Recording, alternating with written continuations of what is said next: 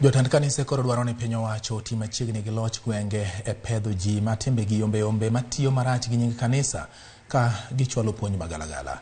Jotend kanise go jiwo piny owacho mondo mi kik tud kanise duto kod keth moseneno ka gikoni owinjo gikaw ndamo mana ne jodolo ma oyud kod keth. Ka gitwak gi ute fwambo bang' nyasi mar iko e gwenge mag gwenge mag Kogola Central Central Nyakach Ward e kaunti ma Kisumu, gikwayo oganda mondo kik weche maricho monywando kanise moko e pacho ka nyos chunygi kendo miyo gi samoyo mar chopo mondo gilem e kanisa.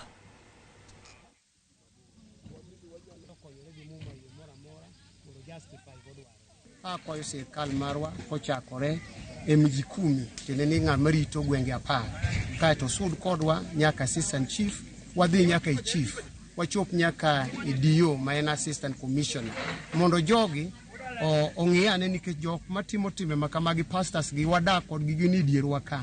Wan gi IDs magi, wang'e kuonde magidake, wang'e nyithindgi, wang'e kanisa ma gintiere gi, mondo wach mar chayo kanisa duto kanyakla mamiyo koro nyaka chunje moko thogi obed maonge. Mana kaka notimore sama ne waneno ka itimo lokruok ne nyithindwa e parts mag Kenya ka gi jo kanise mane ok gin jo Kristo, to ne giloko gi kendo ne gitero gi e timo timbe moko magalagala.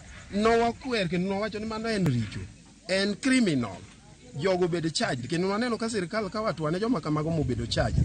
Ka sani koro gino mako jo Kristo, wawe keto general ni Christianity onge gima ji lamo, magi gik maonge tiendgi.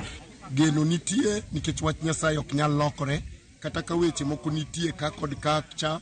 Jo Kristo waduto kik chunyu chandre ni koro maonge tiende dhi e kanisa, iseng'eyo adier kod miriambo, to adiera no biro siko nikech mawacho ni ka ng'ato ng'eyo adiera to adiera kete thuolo.